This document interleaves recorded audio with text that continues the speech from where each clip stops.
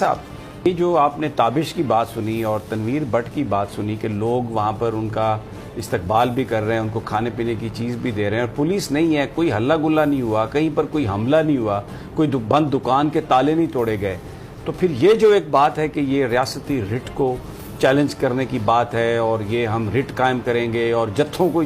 تو پھر یہ جتھا، یہ جو لوگ آ رہے ہیں جن کو ہمارے نمائندے یہ بتا رہے ہیں کہ بڑے پرامن ہیں، یہ تو جتھا نہیں ہے، پھر جتھے تو کہیں اور کسی طرف سے بھیجے جا رہے ہیں جو آ کے گولیاں چلا رہے ہیں، مار رہے ہیں، یہ سب کیا ہے رانا صاحب؟ سمیع صاحب دیکھیں، اگر آپ پاکستان کی پوری ایک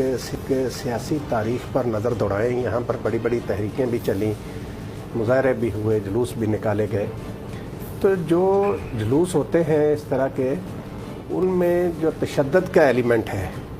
وہ ہمیشہ اس وقت آتا ہے جب ان کو روکنے کی کوشش کی جاتی ہے،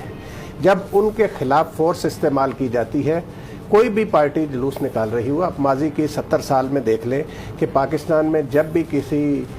جلوس میں دھرنے میں کوئی تشدد کا ایلیمنٹ آیا ہے تو اس کا آغاز اسی وقت ہوتا ہے جب پولیس کی طرف سے ان پر چڑھائی کی جاتی ہے، تو اس کے رد عمل کے طور پر پھر دونوں طرف کا نقصان ہوتا ہے۔ یہ جلوس جو ہے یہ جس دن سے شروع ہوا بڑا پرامن جلوس تھا، لیکن اس جلوس کو روکنے کے لیے لاہور میں ہی جس طرح کی کارروائیاں کی گئی، اس میں اس جلوس میں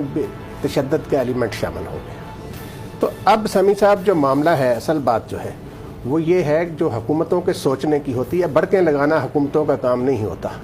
حکومت کا کام ہوتا ہے عوام کے جان و مال کا تحفظ کرنا اور عوام کو ان کے بنیادی حقوق فراہم کرنا۔ یہ عوام کا بنیادی حق ہے کہ وہ حکومت وقت کے خلاف کسی بھی معاملے میں احتجاج کر سکیں۔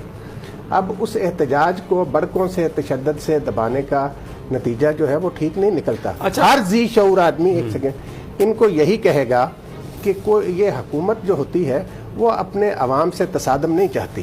وہ معاملات کو ٹھنڈے دل سے ٹھیک کرنے کی کوشش کرتے ہیں۔ سمیع صاحب وہ کیوں نہیں دکھاتے یہ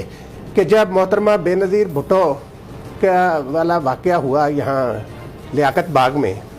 اس کے بعد پیپلز پارٹی کے کارکنوں نے اس ملک میں جس طریقے سے توڑ پھوڑ کی، جس طریقے سے نجی املاک کو نقصان پہنچایا گیا، پاکستان کی تاریخ میں اس کی مثال نہیں ملتی، تو اس کے بارے میں حکومت وقت کیا کہتی ہے؟ اور پھر خود آج کہا جاتا ہے کہ ریڈ زون جو ہے اس میں کسی کو نہیں آنا چاہیے، فلان جگہ نہیں آنا چاہیے، ادھر نہیں جانا چاہیے۔